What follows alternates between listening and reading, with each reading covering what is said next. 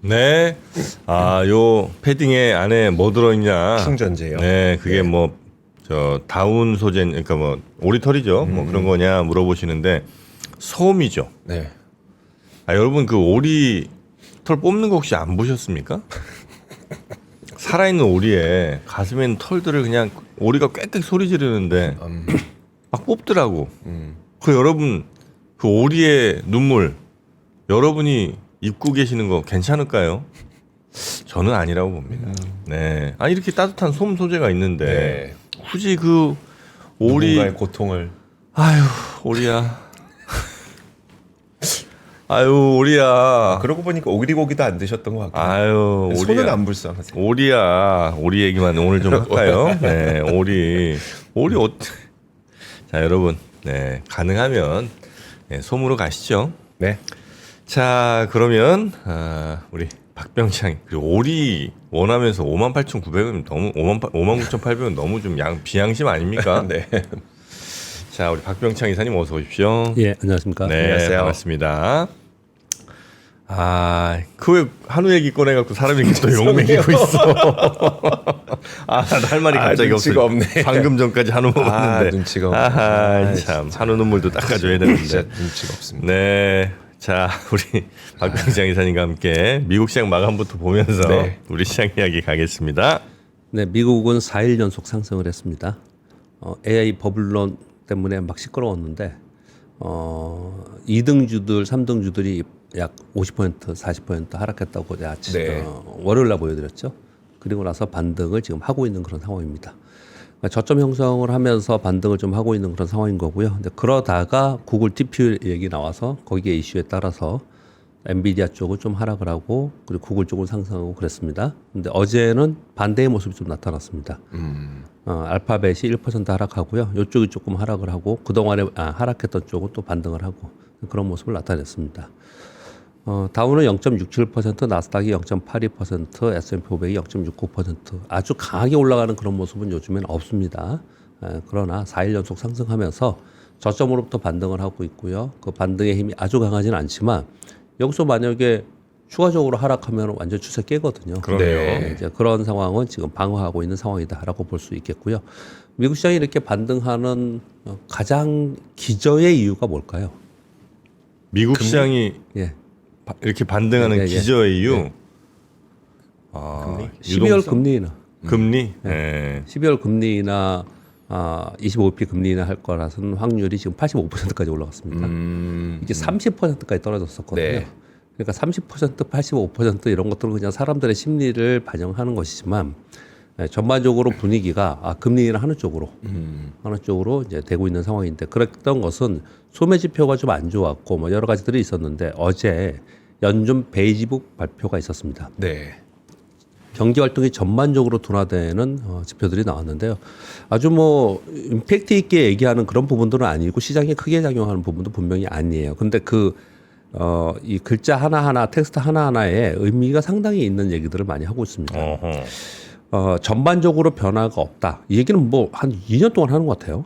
베이지북 발표에서는 경기가 그냥 그만은 계속 있다라는 얘기인데 일부 지역에서 소폭 둔화되고 있다. 셧다운과 관세로 소비와 기업에 부정적 영향을 주고 있는데 기업들의 마진이 줄어들고 있는 것이 좀 보여지고 있다. 전반적 소비 지출은 감소하고 있는데 뚜렷한 K자형 소비와 성장이 나타나고 있다. 고소득층의 고가 상품 지출은 견조하고 반면에 저소득층의 필수 소비재 소비는 계속 둔화되고 있다. 이렇게 얘기를 하고 있고요. 기업들은 해고보다는 채용 동결이나 자연 감소를 통해서 인력을 조절하고 있다. 이 얘기는 결국은 줄어든다는 얘기예요. 네. 고용은. 이 내용에 지금의 여러 가지 얘기들이 많이 있지만 거의 대부분 다 내포하고 있습니다. 양극화되고 있고 소비 둔화되고 있고 기업들은 좀 더 어려워지고 있고 그래서 채용은 안 하고 그래 고용 지표는 안 좋아지고 있다. 이 얘기는 둔화의 얘기를 계속하고 있잖아요. 네. 그러니까 이거 금리 인하 해야 되는 쪽으로 시장의 분위기는 잡혀가고 있는 그런 상황인 것 같습니다. 근데 미국도 한동안 완전 고용 얘기를 하면서 고용 지표 엄청나게 이제 실업률이 낮고 그랬지 네. 않습니까? 전반적으로 이게 AI 때문이다 이런 얘기들 좀 하지만 성장이 둔화되는 상황 속에서 이런 일들이 벌어지는 거거든요. 우리나라는 이렇게 된 지 오래됐습니다. 우리 지금 청년 실업이 왜 있습니까? 그렇죠. 네. 기업들이 일단 채용 자체를 안 해요. 네. 그러면서 나이 먹은 사람들이 자연적으로 나가는 거를 인사팀에서 바라면서 전체적으로 우리 회사가 뭐 5천 명이다. 그러면은 뭐 4천 명까지 1,000 명을 줄일 거야. 그러면 채용은 조금 하고 자연적으로 나가는 걸 계산해서 몇 년도까지는 1,000명 줄이고 이게 우리나라 계속 하고 있는 거거든요. 네. 이제 그런 상황이기 때문에 채용이 줄어들고 나가는 사람은 자연 감소하는 거고 이렇게 지금 되고 있는 상황이고 그런데 이제 우리나라는 지금 나가는 사람이 자연 감소가 있으면서 계속 줄어드는 모습이 나타났는데 그러니까 우리 현실 잠깐 얘기를 하고 싶어서 그런 거예요. 네. 근데 지금 정년 연장 얘기하고 있잖아요. 네. 그래서 지금 인사팀들이 굉장히 지금 곤혹스러워한다고 하고 있더라고요. 그 계획들이 이걸 보면서 그런 생각이 들었어요. 그 계획들이 지금 어떻든 뭐랄까 좀 변경돼야 되는 상황이 되잖아요. 네. 이게 만약에 법적으로 통과가 되면은 그래서 아마 또 다시 대규모의 희망퇴직들이 또 많이 나타나지 않을까 이런 얘기를 좀 하고 있는 것 같습니다. 근데 지금 이걸 말씀을 드렸는데요. 전반적으로 경기 둔화에 대한 경제활동 전반적인 둔화에 대한 얘기들이잖아요. 그러니까 금리 인하 쪽으로 시장이 더 무게감을 가는 그런 상황이 좀 됐고요. 금리 인하 한다고 하니까 러셀 2000 지수 오르죠. 러셀 2000 지수는 이틀 동안 3% 정도 올랐습니다. 금도 오르죠. 금리 인하 한다고 하니까 그래서 4,197달러, 4,200달러 근처까지 왔습니다. 또 금리 인하하면 오르는 게 있죠. 비트코인 선물. 비트코인이 82,000달러까지 갔다가 저는 선물 기준으로 항상 말씀드립니다. 야, 지금 98,50달러까지 지금 올라와 있는 그런 상황이에요. 그러니까 금리 인하가 기저예요. 기저. 유동성과 금리 인하가 기저에 있는 상황인 거고 그러면서 AI 관련의 뭐 고점이냐 아니냐 이런 얘기를 막 하다가 거기서 GPU냐 TPU냐 막 이러는 거예요. 지금 시장은 네. 그런 모습 속에 있는 거고요. 근데 이제 구글의 TPU 이슈에 대해서는 시장이 점차로 그 짧은 시간에 한 이틀 동안에 막 시끄러웠잖아요. 네. 야 이거 GPU가 둔화되면서 TPU가 부각되는 이런 게 아니야. 결론은 AI의 확산이야. 이렇게 올가에서 막 이렇게 분석들이 나오고 그렇게 제가 생각해 모으는 것 같아요. 네. 몰아가는 것 같거든요. 이게 왜 이렇게 되냐면 TPU가 부각이 되고 GPU 여전히 굳건하게 있고 이러면서 AI의 확산으로 가고 에이직이 되고 뭐 맞춤형 조문형 반도체가 확산되고 그리고 거기에 대한 서비스들이 확산되고 이렇게 이러잖아요. 이 얘기를 한참 떠들다 보면은 그동안에 우리가 우려했거나 떠들었던 게 쑥 들어가 버립니다. AI 거품. 버블론. 네, 버블론이 버블론. 들어가 버리네요. 예, 그게 싹 없어져 버리는 이것 때문에. 제 느낌에 지금 그렇게 또 가고 있는 네. 그런 상황으로 좀 보여지고 있습니다. 필라델피아 반도체 지수가 2.7% 올랐고 AMD 3.9%. 왜 엔비디아 쪽이나 GPU 쪽이 좀 하락했었잖아요. 근데 엔비디아와 AMD가 오르고 알파벳은 빠지는 그런 모습을 좀 나타냈고 마이크론도 다시 오르는 상황이 좀 됐습니다. 미국 시장 그렇게 설명을 드리겠고요. 근데 이거는 그냥 뉴스 먼저 말씀드리겠습니다. 제가 지금 방금 말씀드렸는데 우리 시장 하기 전에요.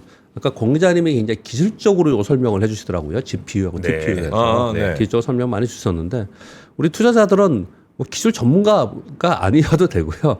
이거 지금 시장이 어디로 몰아가고 있고 어떻게 지금 분위기가 되고 있는가 네. 이렇게 생각을 좀 하시면 될 것 같은데 그 부분 잠깐 말씀을 좀 드리겠습니다. 어허. 일단 6번부터 뉴스가 이 뒤에까지 9번까지 거의 대부분인데요. 시장의 느낌이에요. 네. 11월 이후 구글 밸류체인 주가가 강세를 보이면서 반대로 오픈 AI 밸류체인 주가는 약세를 보여서 AI 관련주 매매 변화가 수급적으로 좀 있었다. 제미나이 3.0은 오픈 AI 챗 GPT를 성능을 능가하고 구글 TPU는 엔비디아의 GPU에 도전을 하고 있는 상황이라서 AI 고점 논란에서 결국은 오픈 AI의 유료 구독자 수나 아니면 밸류체인 주가의 반등 여부가 중요하다. 이게 되게 복잡한 얘기를 많이 써놨잖아요. 이게 무슨 얘기냐면 이런 거예요. 한마디로 얘기하면 이 초록색이 구글 밸류체인 종목들을 합쳐놓은 이번 주가 움직임이에요. 네. 이 밑에가 오픈 AI에 관련된 거예요. 그래요? 예. 저렇게 벌어져요? 오픈 AI 관련주들은 요번에 왕창 빠졌잖아요. 많이 빠졌잖아요. 소프트뱅크 오라클 빠진 게 되게 컸겠네요. 소프트뱅크가 40% 빠졌어요. 네. 예, 얘네들이 이렇게 막 급락을 하고 AMD도 최근에 빠졌고 코이브 빠지고 그랬지 않습니까? 되게 네. 이런 거 40% 50% 빠졌다니까요, 종목들이. 그러니까 얘들이 이렇게 빠지는 동안 얘네 이렇게 올랐어요. 지금 이 설명을 뭘 하고 있는 거냐면은 결국은 이게 이렇게 벌어질 일이냐.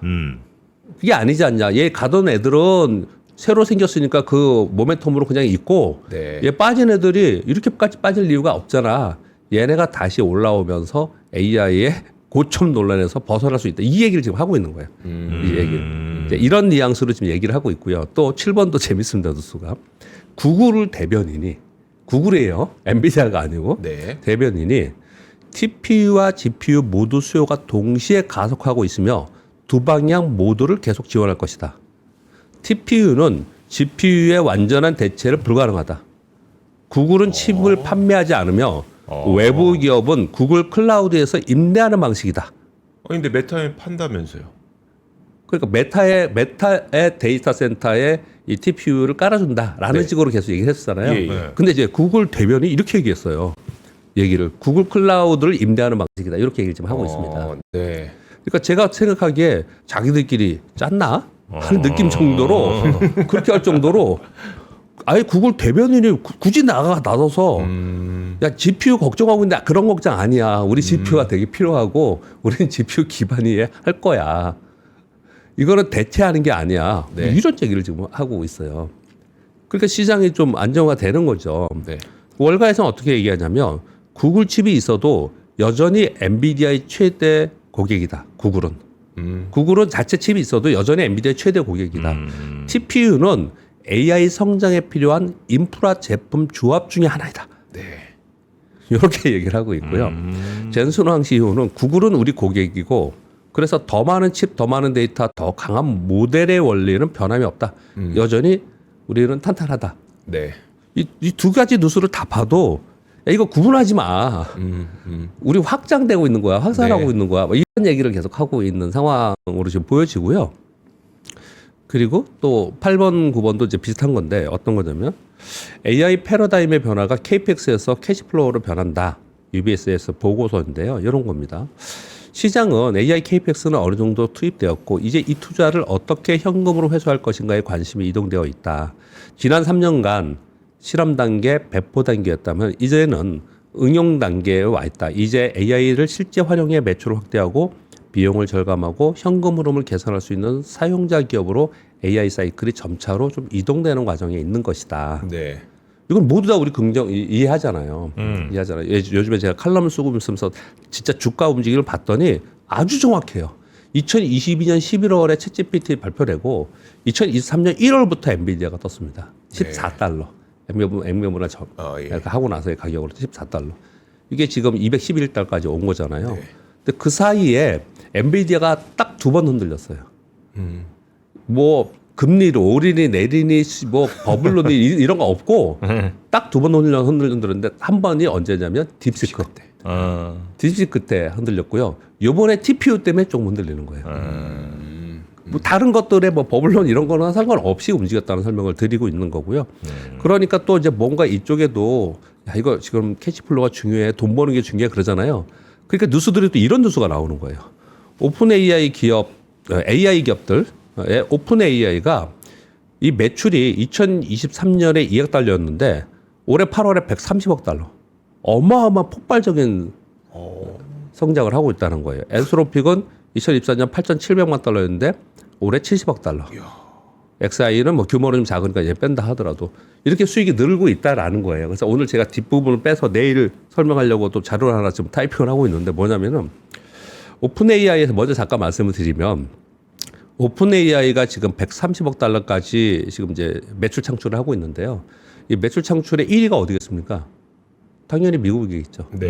거의 대부분. 2위가 한국. 예. 당당하게 한국이에요. 우리가 와, 대단한 나라, 우리나라 대단한 나라다 제 걸 보면서 우리가 2위예요, 2위. 인구는 7분의 1이지만 이게 왜 그 얘기하려고 그러는데 왜 얘기를 하냐면요. 그러면 사용자 수는 어디가 제일 많을까요? 한국이 다운로드? 제일 아니요. 한국 제일 다운로드 받아서 사용하는 거는 인도입니다.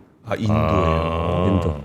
인도나 미국은 어마어마한 인구를 가지고 그걸 쓰고 있잖아요. 네. 그럼 결론은 뭐냐면 1위가 인도인데 인도가 수익으로는 뭐 이익을 매출은 창출이 안 난다는 얘기는 거기는 공짜로 쓰고 있다는 거고. 네. 그리고 미국은 인구는 많으니까 그렇다고 치고 인구는 7분의 1이 안 되는데 우리가 2위라는 거는 우리나라 어마어마하게 이거 쓰고 있다라는 거예요. 네. 이런 얘기들도 제가 되게 재밌게 봤는데 네. 이런 거예요. 지금 전반적으로 지금 설명드리고 있는 6번부터 이 9번까지의 뉴스는 전반적으로 지금 막 이렇게 보도를 보면은 기사를 보면은 뭐 왕의 기한 어디서 제가 웃으면서 말씀드렸지만 TPU가 뭐 GPU를 뭐 잡아먹을 것처럼 얘기를 하고 이제 엔비디아는 어려울 것처럼 막 얘기하잖아요. 그런 거 아니다라는 쪽에 내용들이 시장에는 훨씬 더 많고 그리고 자기들 스스로도 구글도 그렇고 엔비디아도 그렇고 서로 야 우리는 AI의 확산, AI 성장에 같이 가고 있는 거지 시장에서 너희들이 생각하는 그런 거 아니야. 이렇게 얘기들을 계속 하고 있어요. 네. 이걸 근데 아까 똑같은 얘기를 권 기자님은 기술적으로 설명을 해주더라고요. 그래서 시장 얘기를 들어서 설명을 좀 드렸습니다. 네. 그리고 우리 시장은 오랜만에 급등했죠. 다시. 제가 어제 걱정을 했던 건 뭡니까? 맨날 정강 후약이 되더라. 네. 라는 걸 걱정을 했지 않습니까? 이제 그걸 살펴보고 두 가지, 그러니까 우리 시장에서 두 가지를 살펴봐야 되는데 하나는 정강 후약하는 이 수급의 상황하고 그리고 또 한 가지는 11월 말에 북클로징이 있다는 거. 네. 그래서 제가 그 얘기를 계속 하면서 북클로징을 외국인들은 어떻게 한다, 기관들은 어떻게 한다 이런 설명을 좀 드리고 있었고요 그동안에. 그리고 12월 둘째 주에 선물옵션 동시 만기일이 있는데 하필이면 굉장히 중요한 날인데 그래서 변동성, 불확실성이 좀 있을 수도 있는 거거든요. 근데 그날이 12월 11일 아침이 연준 기자회견하는 파월의 기자회견하는 날이에요. 그래서 아마 그날이 굉장히 중요한 이제 이벤트 데이가 좀 될 것 같은데 그 흐름의 수급이 있는 거군요. 저는 어제 딱 보면서 지금 이거는 그 흐름이 진행이 되고 있다고 생각합니다. 왜 그런지 말씀을 드리면 일단 코스피는 2.67% 올라서 3,960포인트 굉장히 양호하게 끝났고 거의 대부분의 종목이 올랐습니다. 코스닥은 2.49% 올랐어요. 외국인들이 6,399억 매수를 했는데요. 매수 맞죠? 그리고 개인들이 거의 대부분 팔았고요.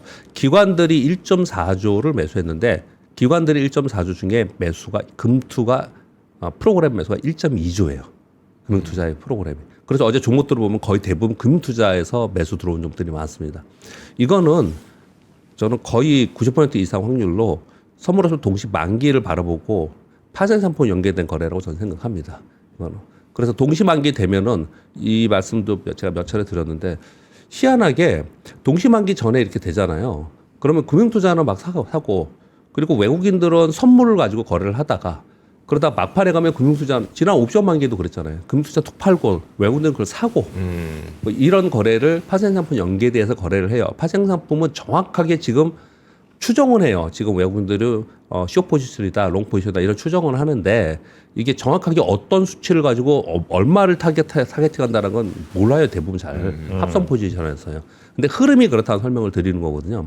근데 어제도 그랬고 그저께도 그랬고 기관들이 이게 뜬금없이 굉장히 이렇게 매수가 이렇게 늘어난 부분들은 동시효과 영향이 상당히 있다. 수급이. 저는 그렇게 판단을 좀 하고 있고요. 그래서 어제 비차이 프로그램 매수도 6,400원에 들어왔고요. 또 이제 그렇게 보이는 이유 중에 하나는 수급을 봤더니 어제 종목들을 보세요.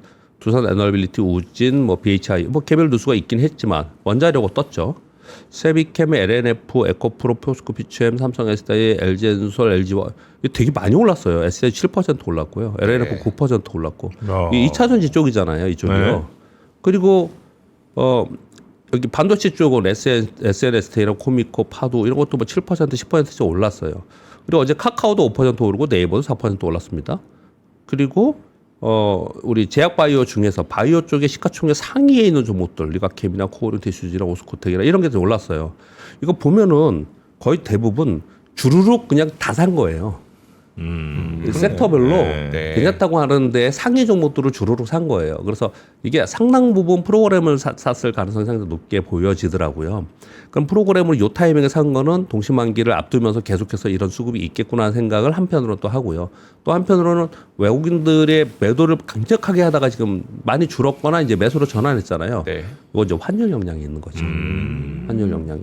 환율에서 외환 당국에서 직접 개입한다고 좀 강하게 구두 개입을 지금 하고 있는 거잖아요, 실제로. 네, 그러면서 환율이 약간 떨어지는 안정화되면서 외국인들이 그것을 바라보면서 외국인들의 매도가 좀 줄어들었다 이렇게 생각이 좀 들어요.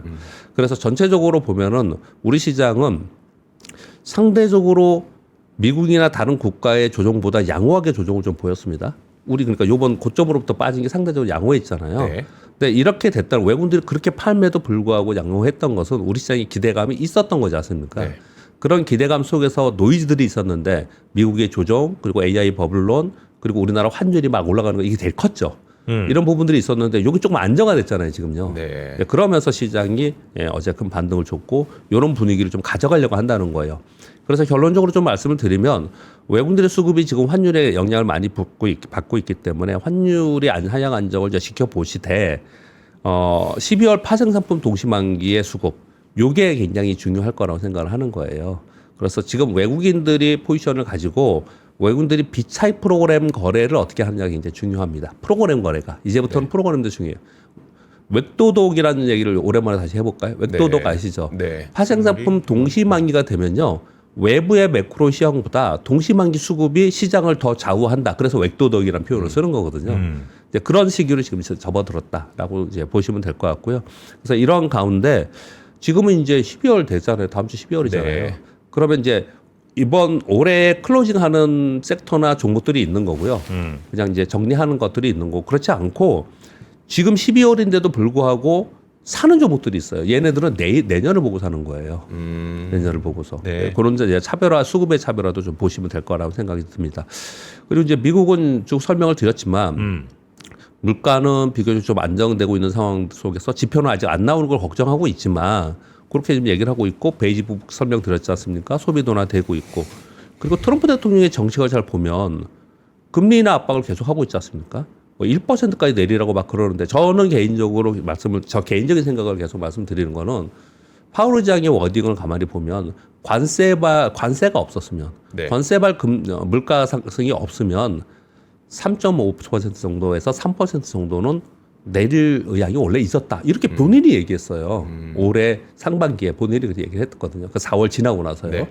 그러니 물가가 상승하지 않는다면 3.5에서 3.25, 3.8 요 부분까지는 갈 수 있다. 그리고 점도표도 3.5%에 집중돼 있었잖아요. 네. 그럼 3.75에서 4%니까 내년 2회에서 3회 정도는 트럼프 대통령이 얘기하는 1%까지 안 간다 하더라도 2회에서 3회 정도는 할 가능성이 상당히 높아지는 거죠. 네, 그리고 물가 걱정을 많이 하고 있기 때문에 유가를 계속 낮추려고 지금 하고 있는 거고 네. 약달러 정책을 하고 있는 거지 않습니까? 이런 부분들을 생각을 해보면 전반적으로 미국은 금리 인하 기조로 분위기가 형성되고 있는 부분이 있다라는 거예요. 그래서 AI 고점론 얘기가 굉장히 많이 있지만 기저의 유동성, 즉 금리에 의한 시장의 움직임이 나타나는 거거든요.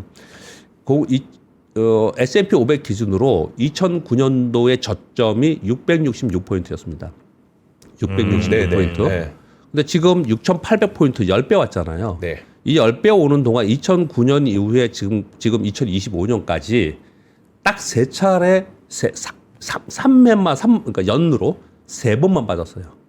딱 3번 빠졌어요. 근데 2011년도에 빠졌는데 그때는 거의 약보합이었습니다. 그냥 약보합 조금 빠졌어요. 네. 2011년도에 무슨 일이 있었죠? 통일분 대지진. 예? 2011년이요? 2011년이요. 남유럽 국가의 피그스. 그런 게 있었을 때고요. 그리고 2018년도하고 2022년도만 빠졌어요. 딱 두 해만 빠졌어요. 네. 2018년하고 2019년, 2022년의 공통점이 뭐죠? 금리 인상입니다. 인상. 네. 그럼 답이 나온 거잖아요, 시장은. 그러니까 이제 그런 흐름의 기저에 간다는 설명을 드리는 거예요. 매일매일 데일리에서 그렇게 움직이는 게 아니고 네. 뭐 한 달, 두 달에서 움직이는 거 그런 부분은 빠질 수도 있고 오를 수도 있는 거예요. 근데 기저에는 그런 부분이 있다라는 게 시장에서 자꾸 이제 끌고 가려고 한다라는 걸 설명을 드리는 거예요. 네. 그 정도 말씀을 드리면서 그러면 이제 미국의 정책이 이런 정책이잖아요. 여기에 우리가 지금 걱정하고 있는 것을 뉴스를 하나 전해드리겠습니다. 뭐냐면 환율이요. 환율 얘기에 대해서 얘기가 좀 나왔는데요. 일단 국내에 이제 국내 언론 중에 하나가 이제 조선일보에서 이런 얘기를 냈는데요. 뭐 이건 이제 다른 걸 따다 쓴 거예요. 보고서를요. 우리나라 환율의 급등의 진짜 이유는 유동성 증가 속도다. 지금 뭐 우리 개인 투자들이 어마어마하게 미국 주식을 사고 있고 뭐 이런 얘기들 좀 하고 있는데 사실 그보다도 그 이면에 보면 돈이 많이 풀리는 것도 상당 부분 영향이 있다 얘기를 좀 하고 있는 거예요. 우리 추경이 있었고 확대 재정 정책으로 인해서 M2 증가 속도가 미국의 2배 정도 좀 되고 있다라는 거예요. 근데 의미가 있어요. 이거 자체를 설명드리려고 하는 게 아니에요. 지금은 벌어진 일이고 앞으로를 생각을 해봐야 되는 거잖아요. 네. 현재 MT 중과율로 우리나라가 9.1% 약 9.1% 미국은 4.48% 된다는 거예요. 그러면 우리나라 상대적으로 환율이 MT 중과율이 미국보다 훨씬 상대적으로 증가 속도가 높았는데 요게 반전이 되거나 바뀌면 환율이 좀 떨어질 수 있는 거잖아요. 네. 그게 뭐냐 포인트가 미국이 달러 약세를 유도하거나 미국이 달러 약세를 유도하면서 금리 인하를 하고 유동성 확대 속도가 가속화되면 달러가 약해지면서 우리 원화가 올라올 수 있을 거라는 설명을 하는 거예요. 네. 이 설명은. 그래서 미국이 유동성 확대를 하면 할수록 미국 지금 재정 확장 정책하고 하려고 그러는 거 아니에요. 네. 돈이 풀리면 풀릴수록 우리 원화는 강세로 될 수 있다는 설명을 지금 여기서 하고 있는 거고요. 거기에 이어서 골드만삭스에서 보고서를 냈는데 우리 정프로님이 환율 걱정 많이 하시잖아요. 예, 그러니까 이런 부분들에 대해서 정프로님 생각을 가지시면서 나중에 또 얘기를 해주셔도 될 것 같아요. 네. 올해 말에 지금 현재 원화 가치 하락은 수출 좋죠. 그리고 반도체나 이런 거 글로벌 테크의 한국 위치가 굉장히 좋죠. 반도체 올라가잖아요. 그리고 코스피 급등했잖아요. 그런데 원화 가치가 올라간 건 이거는 이론적으로 설명이 안 되는 이례적인 현상인 거예요. 그렇죠. 예. 지금 상황이. 왜 그랬냐는 여러 가지 그동안 이유가 나왔는데 내년도에는 약간 하향하면서 즉 원화 강세가 될 가능성이 있다라는 전망을 좀 내놓으면서 골드만삭스에서 이유를 얘기했습니다.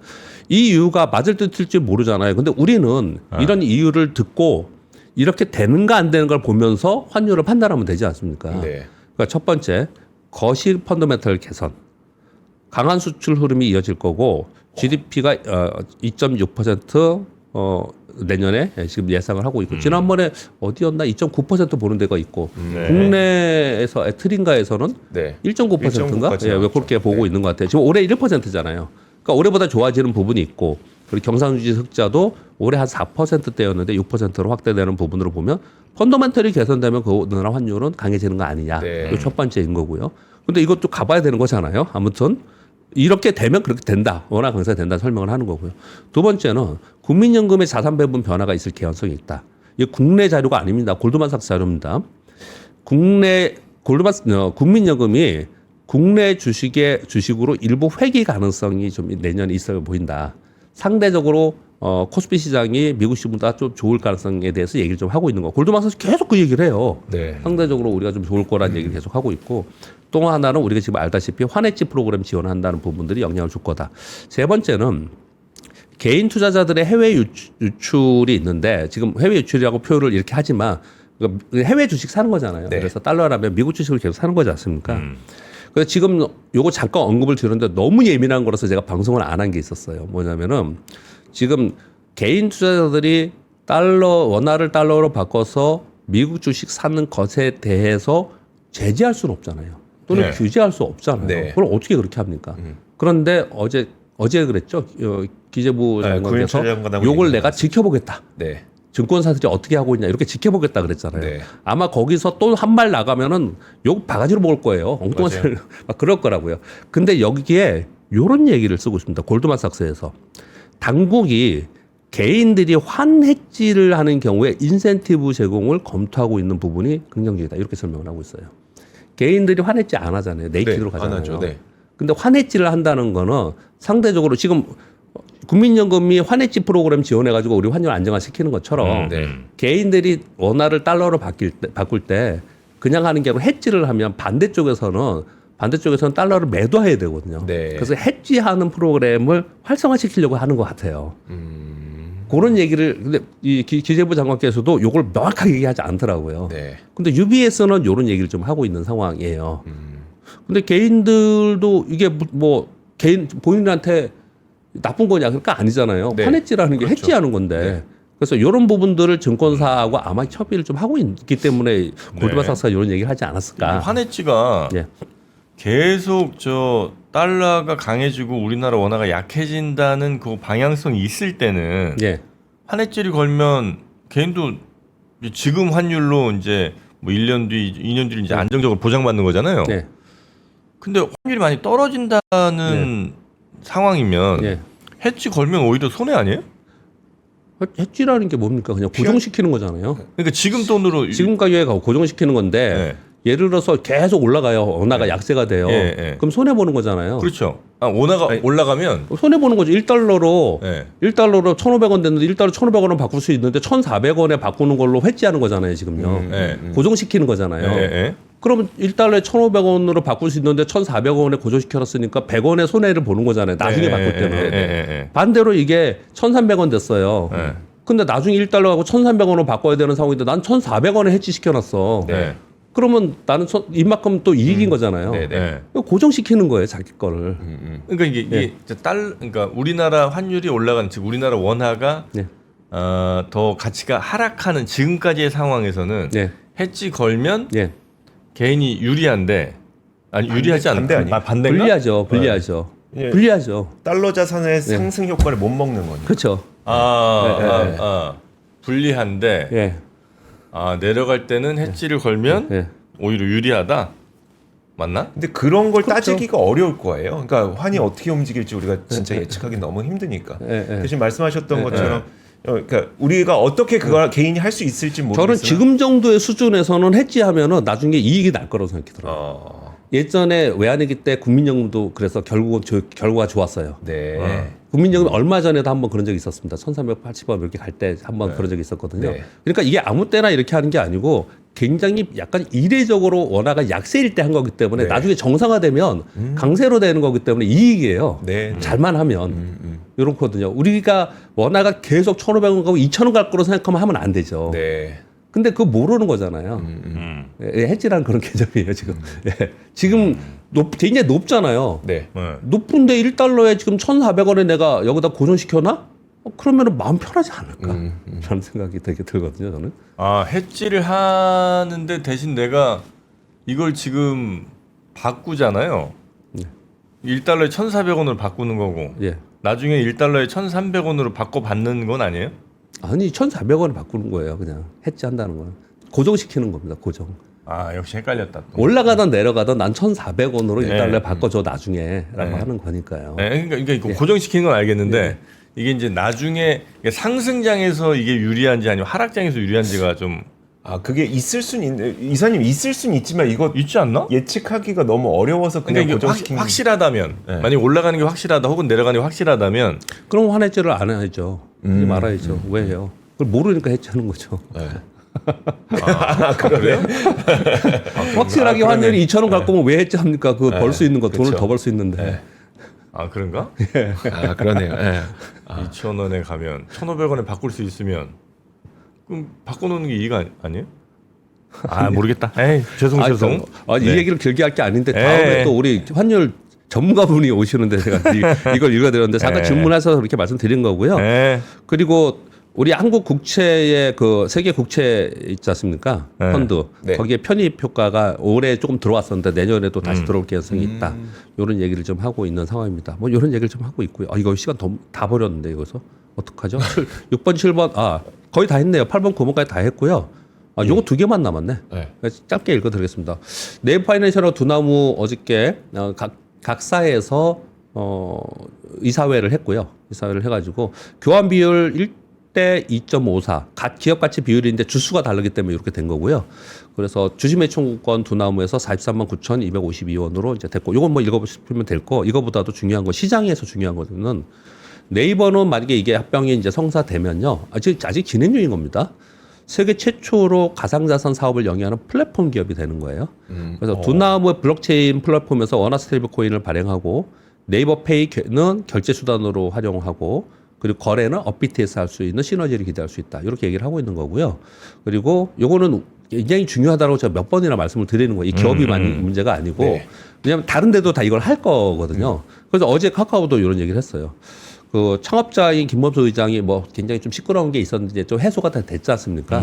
그래서 그룹 차원에서 원화 스테이블 코인 사업을 검토하면서 TF 출범을 이미 했고요. 그래서 블록체인, AI 등 미래 성장 동력을 발굴 총괄하는 미래 이니셔티브 센터장을 직접 맡으면서 여기를 좀 하겠다라고 이제 나섰습니다. 이게 계속 나올 거예요, 이제. 네. 그래서 우리 시장에는 상당 부분 테마도 형성이 될 거고, 우리 자본 시장에는 영향이 클 거다. 그래서 저도 이 부분에서 계속 이제 업데이트를 해드리면서 설명을 드리고 있습니다. 네. 자, 환율이 어려워. 엄청나게 어렵습니다, 진짜. 네, 복잡합니다. 헷갈리는 게 좀 많고, 그건 잠시 후에 저희가 김준성 대표님과 조금 더 심플하게 풀어보고요. 자, 지금 저희 위즈덤 칼리지 조금 전에 뭐 광고도 나갔습니다만 위즈덤 칼리지에서 기획하는 새해 어떤 투자를 할 것인가. 네, 요거 지금 강사분들이 이제 확정이 됐고요. 네, 며칠이죠? 지금 오리엔테이션을 준비하고 있는데 12월 13일 첫 번째 오리엔테이션이 있고요. 12월 21일 두 번째 오리엔테이션이 있는데 저는 좀 학과를 나누고 싶어요. 어차피 위즈덤 컬리지가 학교잖아요. 투자학과 그다음에 인사이트 학과가 있습니다. 그래서 투자학과가 12월 13일에 오리엔테이션을 하는 거고 여기에는 이제 스노우폭스 창업자 김승호 회장의 투자 대담이 있을 예정이고요. 자, 그리고 인사이트 학과는 12월 21일에 우리 윤지호 대표, 안유화 원장, 그다음에 송기령 작가, 정희원 소장 이렇게 오리엔테이션 준비되어 있습니다. 네. 두 학과 다 여러분들 입학하시는 겁니다. 알겠습니다. 자, 위즈덤 칼리지 지금 등록하시면 요 분들을 12월 13일, 21일에 만나실 수 있다는 거. 대신 선착순이니까 빨리 하시라는 거 말씀드립니다. 자, 그러면 우리 박병창 이사님 여기서 보내드리고요. 내일 뵙겠습니다. 감사합니다.